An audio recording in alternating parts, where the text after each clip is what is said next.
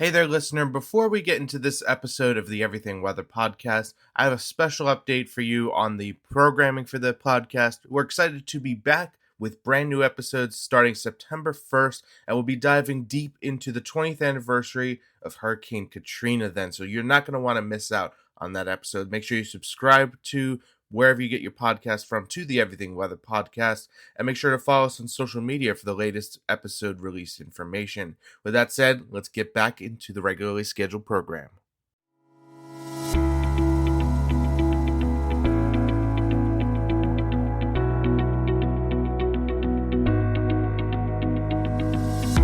Hello and welcome to the Everything Weather podcast, where we talk with people about the weather world, explore and discuss everything weather, and have a little fun along the way. I'm your host, Kyle David, and this is a very special episode of the Everything Weather podcast. We're doing a David's Deep Dive on Katrina. Hurricane Katrina, the 20th anniversary is around this day as of the release of this episode. And it's special for a couple of other reasons as well. We're going to be talking about that before we get into the deep dive on Hurricane Katrina and what we're going to be talking about with this episode. I got to acknowledge the elephant in the room. This has been quite a while since the last episode we did with Tom DiLiberto. So we're going to talk about a little bit about why there was such a gap. I also have a couple of other special announcements, not just with me professionally, but also with the Everything Weather podcast.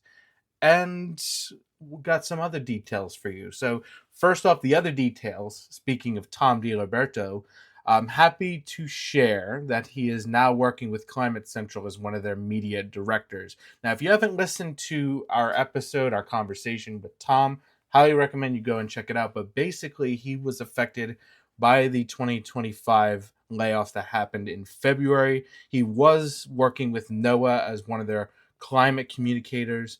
Unfortunately, because of the mass layoffs within many different government departments, he was let go. But I'm happy to share that he's now working with Climate Central, doing great work over there. So huge congratulations to Tom. Hopefully we'll be able to get him back onto the podcast to talk about his new and exciting role over there. Now, getting to the gap between that episode and this episode that you're listening to right now. During that time when I was back in April, May of 2025, I was working on completing my master's degree, and it was quite the crunch in terms of schoolwork. And during that time as well, I had also started freelancing with ABC News as one of their freelance weather producers and meteorologists. And in the span of a few weeks, I graduated from Johns Hopkins with my master's in communications. And literally not even within 2 weeks, I got the call and ABC News wanted me to join their weather and climate team as a full-time weather producer and meteorologist. So within a span of only a couple weeks, all this happened, and that really got in the way of me recording new episodes and then also editing the ones that are already done and getting those out to you. But I'm happy to announce that the recorded episodes that I've done so far are edited. They're going to be released in the coming weeks. And we also have a couple of other episodes as well that we unfortunately did not get to finish with these people, but I still wanted to release them just because there's a lot of time that goes into making these podcast episodes, and I wanted to respect the time that these people gave and show what we've got so far with that. Now, getting into those episodes, we've got 5 other episodes in the wings, pun intended there, that are going to be released in the coming weeks. You're going to be seeing those details coming out shortly. But we've also got this episode, which is going to be a very special deep dive into Hurricane Katrina. Now, around the release of this episode is the 20th anniversary of Hurricane Katrina and its landfall over Louisiana and the devastation that it brought to New Orleans and also Mississippi and Alabama as well, because it wasn't just New Orleans. It was far-reaching in terms of its impacts. Thank you so much for supporting my little weather podcast and allowing me to share my passion for the weather and then also share other people's passion and experiences in the weather world with you. Now, getting into those episodes and what the future plan is for the Everything Weather podcast, we'll be releasing those 5 episodes, and this is a little bit of sad news. I will be putting the podcast on hiatus after those episodes because I want to focus on my new role at ABC News and all the exciting opportunities that come with that. Not just working with Ginger Z, who is experienced in weather and climate communications, and all the other people there at the weather climate team at ABC News, and even the other parts of the ABC News as well. I've been enjoying learning from them, but all the other opportunities that will be coming to me in the professional meteorology weather world. And I want to be able to focus on those endeavors. So for right now, I will be putting the podcast on hiatus. This is not a goodbye. I want to make that very clear. This is not forever. This is just a pause. We're going to take a break from this, and I will be coming back to this. I don't know when I will be coming back to this, but I will be coming back to do more Everything Weather podcast. So that being said, I encourage you to follow the podcast on wherever you get your podcasts from. Also follow us on social media. So when we eventually come back, we'll have a strong return and can really get back into talking with the weather, talking with people about the weather world, exploring the weather, and having some fun along the way. That's the most important thing, having some fun as well. Now, let's get into this episode. This, again, is going to be a deep dive into Hurricane Katrina, and we'll have segments broken up into other episodes that will be released in the coming weeks. They'll be put together in this special episode, but there's also bonus content with this as well. For the next 5 episodes that come after this, each segment of On This Day in Weather History will be a segment of this deep dive that we're going to be doing into Hurricane Katrina.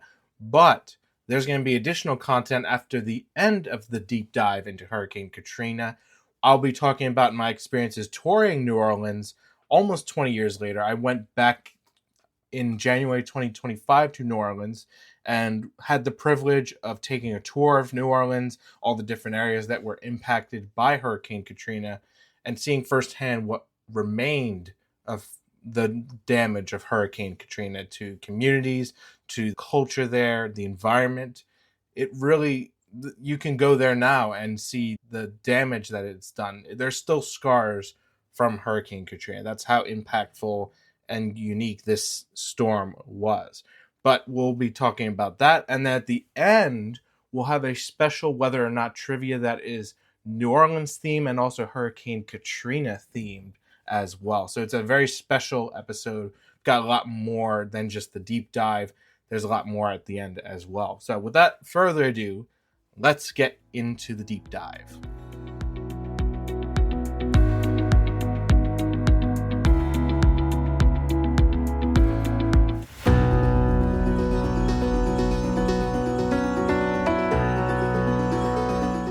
On August 19th, 2005, a tropical wave merged with the remnants of Tropical Depression 10 near the Lesser Antilles.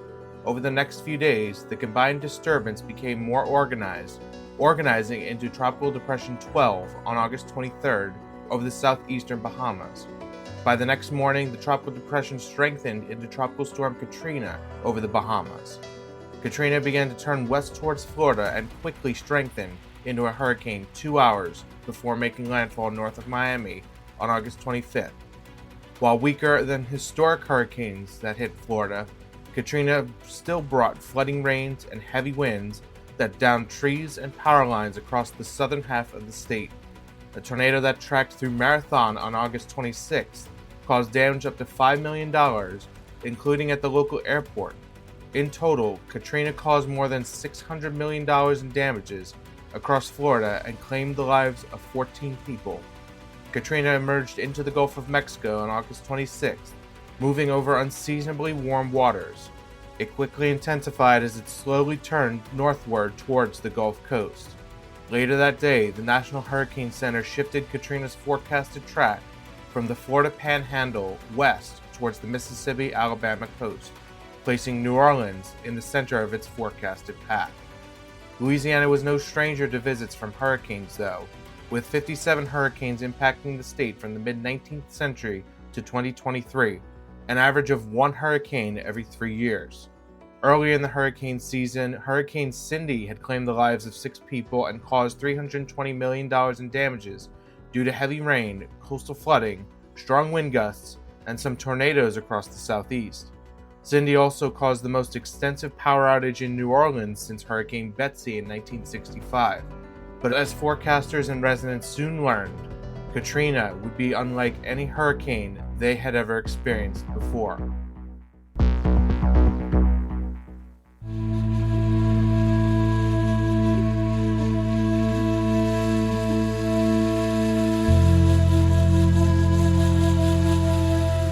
By August 27th, Hurricane Katrina reached Category 3 strength, becoming the third major hurricane of the 2005 season. The system began an eye wall replacement cycle, where a new outer ring of thunderstorms develop outside of the original eye wall and becomes the new eye wall of the hurricane. This eye wall replacement cycle briefly weakened Katrina, allowing it to better take advantage of its environment and to double in its size. Within 9 hours, Katrina rapidly intensified from a Category 3 to a Category 5 hurricane over the Gulf of Mexico as it barreled north towards Louisiana. The National Hurricane Center issued a hurricane watch from Morgan City, Louisiana to the Louisiana-Mississippi border. New Orleans Mayor Ray Nagin declared a state of emergency for the city, calling for voluntary evacuations in low-lying areas. With those who could not simply evacuate the city due to a lack of transportation or physical or financial limitations, Mayor Ray Nagin designated the Superdome as a, quote, shelter of last resort for those who could not or simply chose not to evacuate. By the evening, hurricane warnings stretched from Morgan City to the Alabama-Florida border. The storm surge forecast also called for catastrophic flooding, with heights up to 15 to 20 feet above sea level for the New Orleans area and 18 to 25 feet along the Mississippi coast. Forecasters at the National Hurricane Center warned that Katrina was expected to be, quote, an intense and dangerous hurricane, language reserved for the most catastrophic situations. In anticipation of Katrina, most if not all of the freight, Amtrak, air, and ground traffic into the evacuation areas came to a massive slowdown or a complete halt. During the overnight hours and into the morning of August 28th, Katrina strengthened into a Category 5 hurricane. Later that morning, the National Weather Service office in New Orleans published an unusually dire warning, pleading residents to evacuate and forewarning that areas hit the hardest could be, quote, uninhabitable for weeks. Louisiana Governor Kathleen Babineau Blanco issued mandatory evacuations of all residents from the St. Charles, St. Tammany, and Plaquemines Mines Parish, while others in surrounding areas were strongly urged to leave as soon as possible. At 2 p.m., it reached its peak strength about 300 miles south of New Orleans, with maximum sustained winds of 175 miles an hour. At that time, it became the strongest hurricane ever recorded in the Gulf of Mexico. In less than 24 hours, Katrina would slam the Gulf Coast and forever change the region.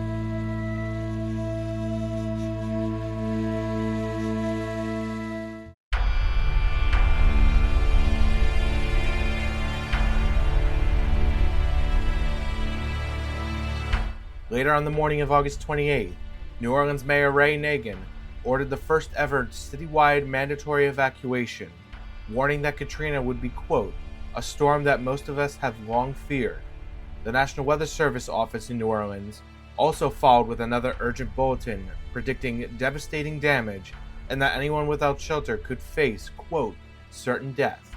This language is only reserved for the most extreme and life-threatening events. Later that day, Katrina's outer bands started across the Gulf Coast, but the worst was yet to come. Most of New Orleans sits below sea level, protected by a complex network of levees that keep the water from the Gulf of Mexico and Lake Pontchartrain from submerging the city. But on August 29th, the protective barriers would be pushed past their limits. Some levees were overtopped, allowing water to not only go over them, but also erode the ground underneath the levees. At around 5 a.m. local time, a section of the Industrial Canal failed, sending over 10 feet of water into Fillmore Gardens. This would only be the beginning of a chain of levee failures. At 6:10 a.m. local time, Katrina made its second landfall as an intense Category 3 hurricane over Plaquemines Mines Parish, Louisiana, about 45 miles southeast of New Orleans. Although Katrina had weakened slightly, Its hurricane-force winds extended almost 120 miles from the system's center, spelling disaster far beyond the eye of the storm.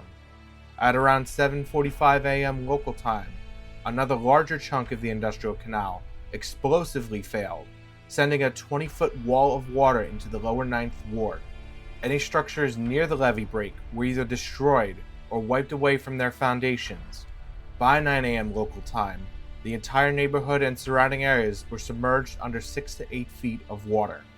Within 24 hours, over 50 levee failures were reported on August 29th or the following day, including several at the Industrial Canal, the London Avenue Canal, and the 17th Street Canal. Some of the pumping stations around the New Orleans area, meant to pump any rain or coastal floodwaters out of the city, also failed due to the sheer amount of rainfall and storm surge that overwhelmed the system. These failures resulted in the flooding of about 80% of the city of New Orleans, all of the St. Bernard Parish, and the east bank of the Planks Mines Parish. The flooding was unlike anything the city had experienced in its over 200 years of history of hurricanes and other extreme weather.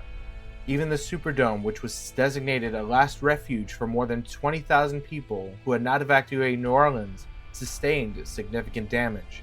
The hurricane had compromised 2 sections of the Superdome's roof and peeled off some of the waterproofing material of the dome, exposing the tens of thousands seeking shelter to the elements. Most of the major connections into and out of New Orleans were also damaged, with the only major intact highway into and out of the city being the Crescent City Connection, the Huey P. Long Bridge, and the Lake Pontchartrain Causeway. With available connections limited due to the extensive flooding across the city or extensive storm damage, aid needed to get into the city would have to face many bottlenecks. Katrina's landfall was only the beginning of what would become a full-scale crisis for New Orleans and other areas of the Gulf Coast.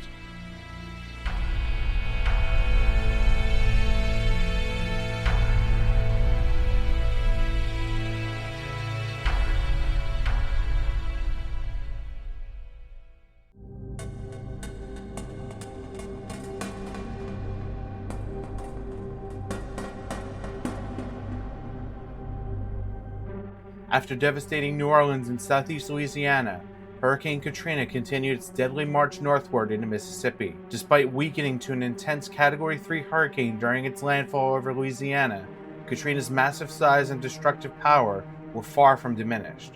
Later in the morning of August 29th, Katrina made its final landfall near the Louisiana-Mississippi border, with winds up to 120 miles per hour after crossing the Breton Sound.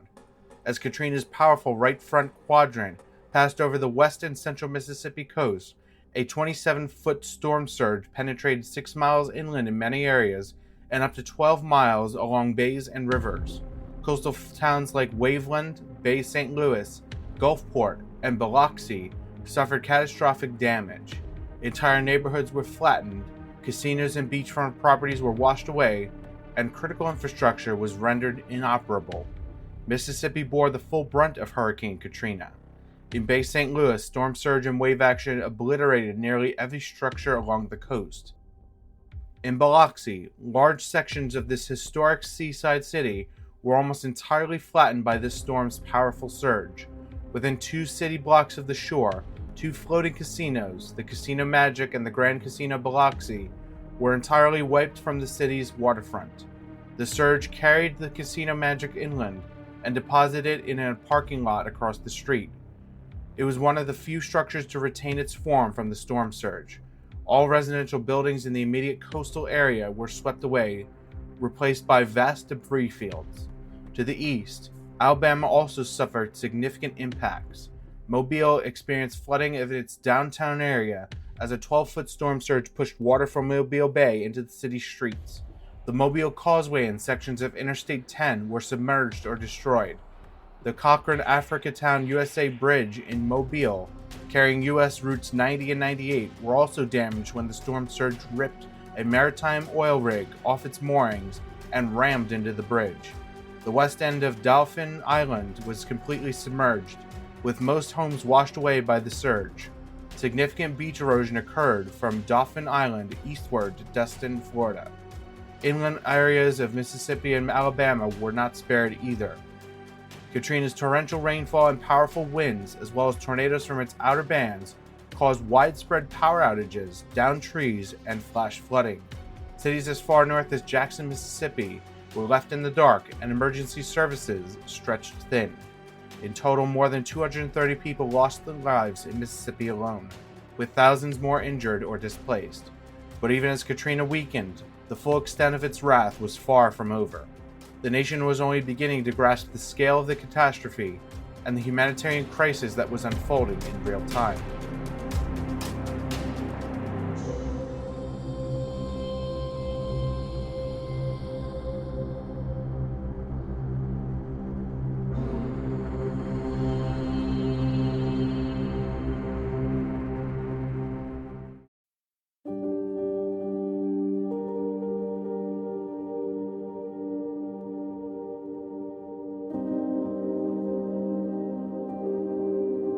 After raking through Mississippi and Alabama, Katrina moved inland and weakened rapidly. By August 30th, it had become a tropical storm over Tennessee. Then by August 31st, it transitioned to a remnant low as it moved into the Ohio Valley. But despite losing strength, the remnants of Katrina still produced heavy rain and severe weather across the Midwest and Northeast before dissipating completely on September 1st. In New Orleans, rescue operations were hindered by widespread flooding, impassable roads, and hot temperatures. With 80% of the city underwater, tens of thousands of people were stranded on rooftops, in attics, or within the sweltering confines of the Superdome and the Ernest N. Morial Convention Center, both of which quickly became overwhelmed and under-resourced. Food, water, and medical supplies were scarce, and conditions were deteriorating rapidly. National Guard troops were mobilized to provide aid and distribute much-needed resources on August 29th. However, the limited throughways due to floodwaters and storm damage took time for troops to get to certain parts of the city. By then, tens of thousands of residents had become trapped in horrific conditions at the Superdome, the Convention Center, and submerged buildings without food, water, or proper sanitation. The evacuation of the remaining residents was a massive undertaking, with the effort taking multiple days and refugees scattered across the country in one of the largest internal migrations in the United States' history. More than 700,000 people were displaced from their homes in New Orleans. Some residents never returned to the area, altering the demographics and characteristics of New Orleans and the Gulf Coast. It also took over 40 days to pump the billions of gallons of floodwater out across the area. By then, the staggering death and destruction became apparent. At least 1,833 people lost their lives across the Gulf Coast, most of whom were in Louisiana and Mississippi. This made Katrina the deadliest U.S. hurricane since the 1928 Okeechobee hurricane. Additionally, of the more than people who lost their lives in Louisiana from Katrina, almost two-thirds of the deaths were due to levee or flood wall failures. The storm caused over $125 billion in damages, making it the costliest in U.S. history. Critical infrastructure across the region was devastated. Ports and waterways were closed, distributing commerce throughout the Mississippi River system. Oils and gas production in the Gulf of Mexico was severely impacted, affecting national energy supplies. The destruction of refineries and pipelines created fuel shortages that extended far beyond the imminent disaster zone. In the following months and years, numerous investigations were conducted on the response at the local, state, and federal levels, and in terms of what happened meteorologically with Hurricane Katrina. Some investigations revealed that Katrina had disproportionately affected poor and minority communities who lacked the resources to evacuate and lived in the most flood-prone areas. These findings and the many images of people stuck on rooftops in the most flood-prone regions sparked nationwide conversations about equity and storm preparedness. Other studies revealed that the levee failures were not caused by the overtopping storm surge alone, but by critical design and construction flaws. These engineering failures led to a massive overhaul of the region's flood protection system. While Katrina's legacy is one of tragedy and decimation for those affected along the Gulf Coast, it was also a watershed moment that improved hurricane forecasting, storm preparedness, and disaster response. FEMA underwent major reforms following widespread criticism of its response.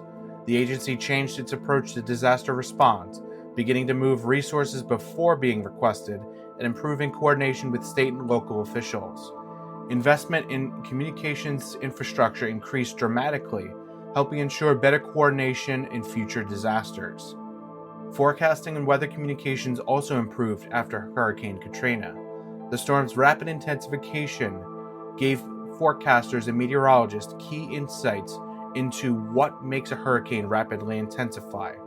New weather satellites with enhanced capabilities were deployed, and computer models were improved to better predict storm intensity changes, especially rapid intensification. These advances had led to more accurate forecasts, better early warning systems, and more comprehensive communications before and after weather events. While parts of the Gulf Coast continue to heal today, Hurricane Katrina painfully remains a defining moment in American and meteorological history. It continues to be a sobering reminder of nature's unfiltered fury and the importance of resilience, equity, and preparedness in the face of utter catastrophe. As of this recording, Katrina remains tied with Hurricane Harvey as the costliest tropical cyclone on record. Katrina was the fourth most intense Atlantic hurricane on record to make landfall in the contiguous United States, behind the 1935 Labor Day hurricane, Hurricane Camille in 1969, and Hurricane Michael in 2018. Due to the immense devastation and loss of life, the World Meteorological Organization retired Katrina from the Atlantic hurricane naming list in April 2006. While the name would never be used again for a tropical cyclone, history would never forget the name Katrina.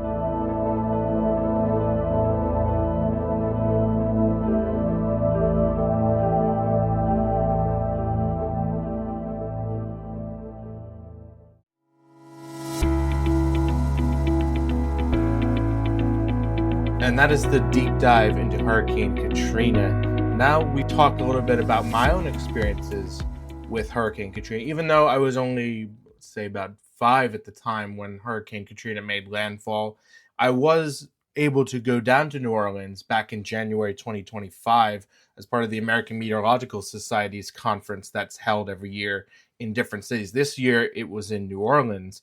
And one of the special conference programs that was offered was a tour of New Orleans and all of the different areas that were impacted by Hurricane Katrina. It was given by climatologist Barry Keim. He's over at the Louisiana State University Health Sciences Center, and he's also a native to New Orleans, so he was able to speak firsthand about what had happened with Hurricane Katrina, not just from his expertise in the weather and climate, but also his personal experiences as well, seeing his home town destroyed, leveled by this powerful hurricane and all of the levee failures that had occurred. A little eerie, but we toured different areas of New Orleans, and Barry, the climatologist who gave the tour, pointed out different landmarks. We stopped at different places.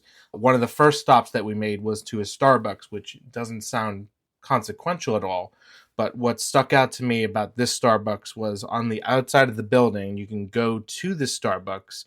I forgot where it is specifically, but on the outside of the building, there is a marking about, say, 6.5 feet high, and it marks where the storm surge went up to in that particular neighborhood.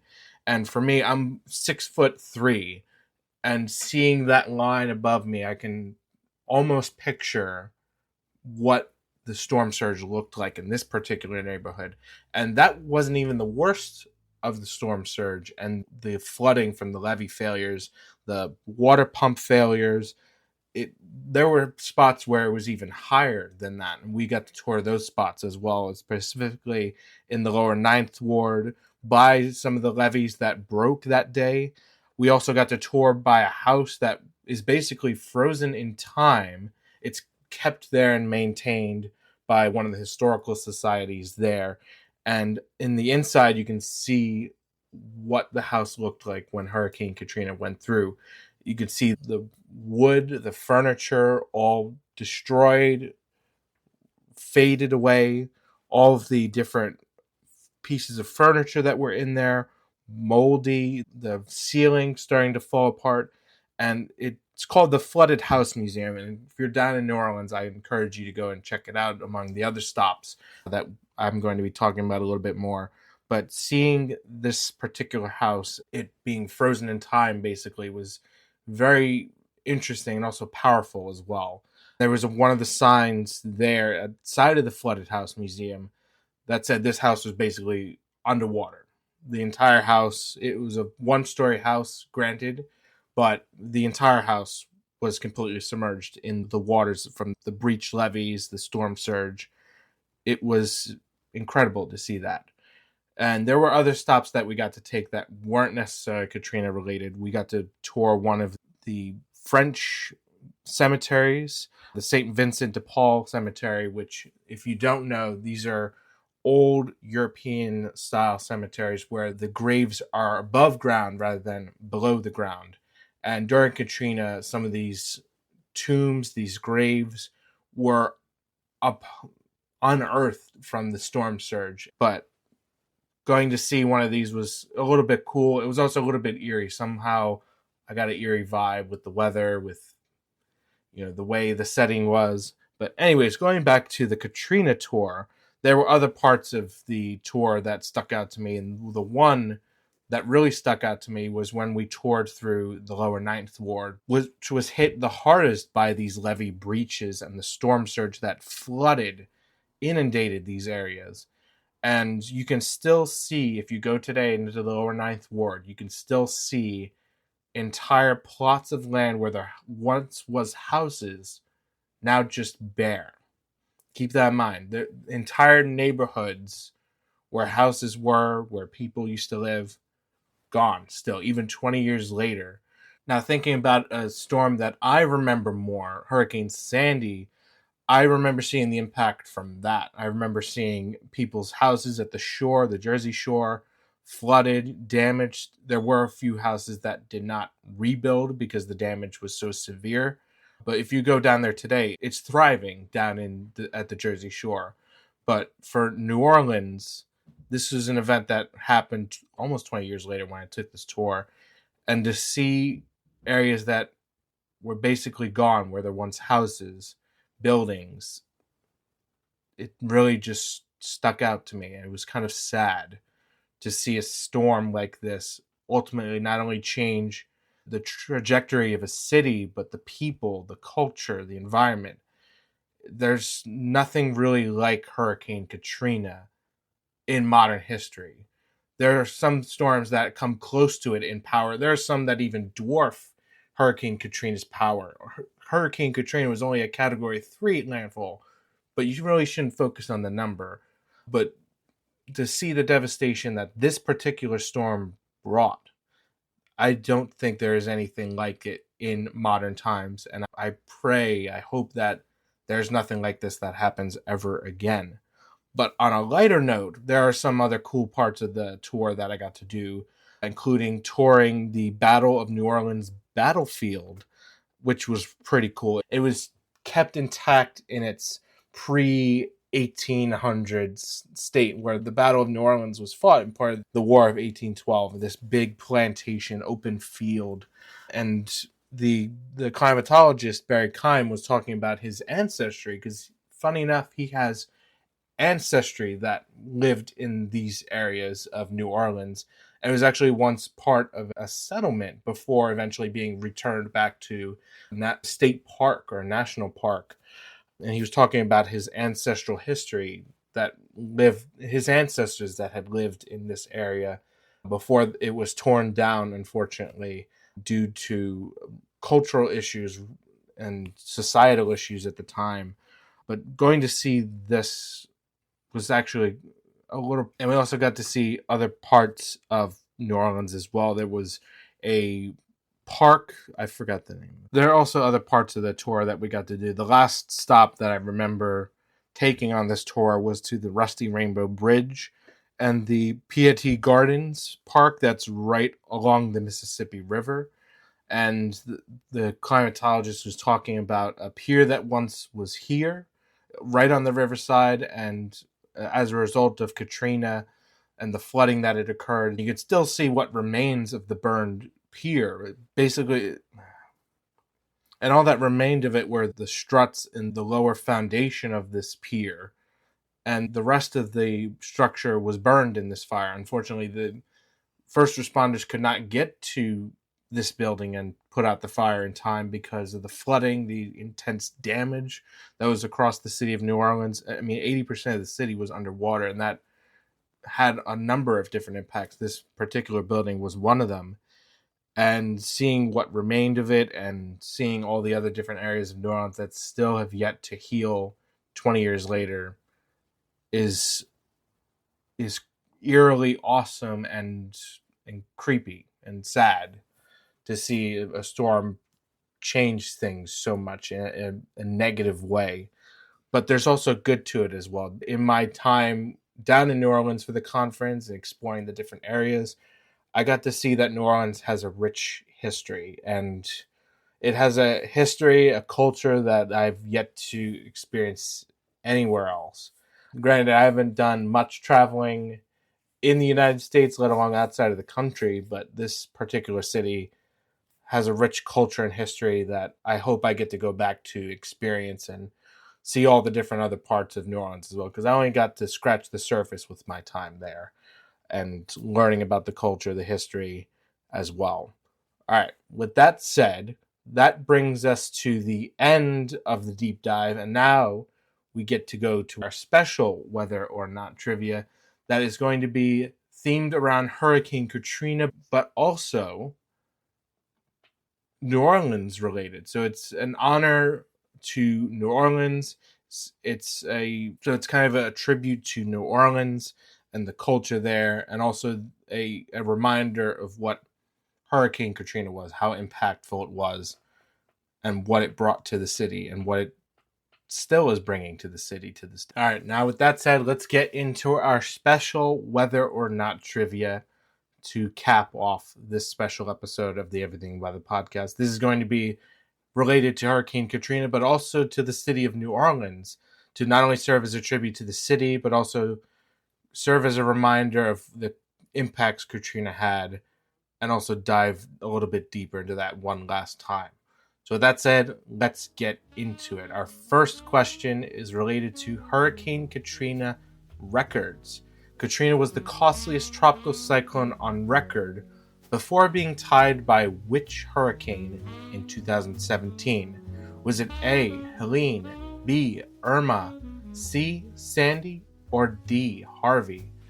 Again, Katrina was the costliest tropical cyclone on record before being tied by which hurricane in 2017? Is it Helene, Irma, Sandy, or Harvey?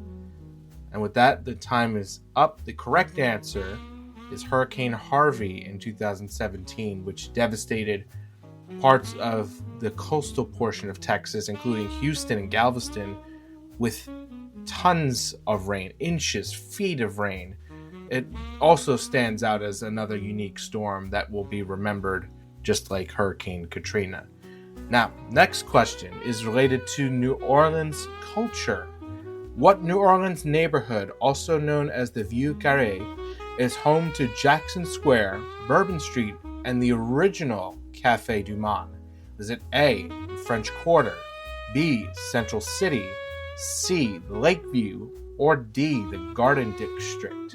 Again, what New Orleans neighborhood, also known as the Vieux Carré, is home to Jackson Square, Bourbon Street, and the original Café du Monde? Not the other ones that have cropped up across the city, but the original OG Café du Monde. And with that, the time is up. The correct answer is A, the French Quarter. And all the different parts of the French Quarter I got to also tour around. It's pretty cool. I recommend you go and explore the French Quarter and other parts of New Orleans as well. Each district, each neighborhood has its own unique part of the city's culture, history to it. Now, next question is related to the name Katrina. The name Katrina was retired by the World Meteorological Organization in April 2006 and replaced with which name? Is it A, Katia, B, Kyle, C, Keith, or D, Klaus? Again, the question is the name Katrina was retired by the World Meteorological Organization in April 2006 and was replaced with which name? Was it Katia, Kyle, Keith, or Klaus? And with that, the time is up. The correct answer is Katya. Keith and Klaus, those two names have actually been retired. And those, along with Katrina, are the only few K-named storms that have been powerful enough to retire. The name Kyle, though, is still being used in rotation. Kyle is one of the original names of the naming list, and it's still being used to this day. All right, next question is related to New Orleans cuisine. Which iconic sandwich is said to have originated in New Orleans? Is it A, the chopped cheese, B, the po' boy, C, the sausage, peppers, and onions, or D, the fat sandwich? Again, which iconic sandwich is said to have originated in the city of New Orleans? Was it the chopped cheese, the po' boy, sausage, peppers, and onions, or the fat sandwich? And with that, the time is up, and the correct answer is B. The chopped cheese was actually invented in the New York area. Sausage, peppers, and onions, I'm not sure where it exactly was made. The fat sandwich was made in my alma mater hometown, Rutgers University in New Brunswick. So a little fun history for you as well with all those other foods. And now I'm getting hungry with that. All right, the next question is related to songs about Katrina. The 2007 song, The Little Things Give You Away, which is about Katrina's devastation, was written by which band?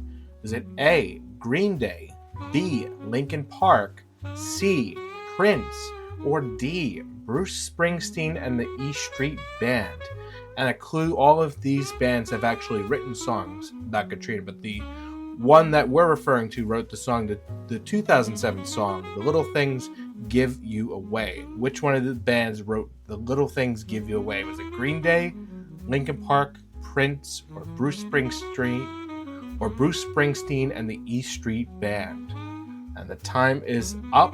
The correct answer is B, Linkin Park. The song was featured on the album Minutes to Midnight. With that said, we get to the last question, which is related to New Orleans history. And I may have even given you a clue earlier in my conversation about the tour of New Orleans. Which war was the Battle of New Orleans fought?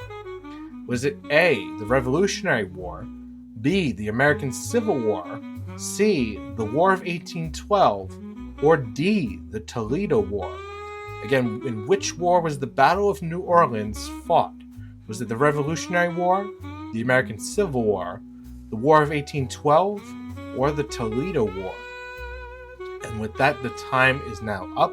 The correct answer is C, the War of 1812. And yes, the Toledo War, for those that are wondering, is an actual war that occurred, but it was a more or less peaceful conflict. It was more of just an argument of words rather than guns and weapons. It was more of just a verbal sprawl than anything over a piece of land in Ohio. And with that said, that brings us to the end of this special David's Deep Dive on Hurricane Katrina. Thank you so much for listening to the Everything Weather podcast. We've got more episodes coming in the works soon.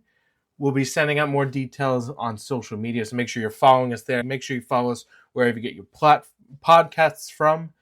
And if you love the podcast, please leave a comment. Give us some feedback. You could also even reach out to me through the show notes. I have a link set up where you can send messages to me. So again, thank you so much for following the podcast. And thank you for listening to the Everything Weather podcast. And we'll catch you on the next one.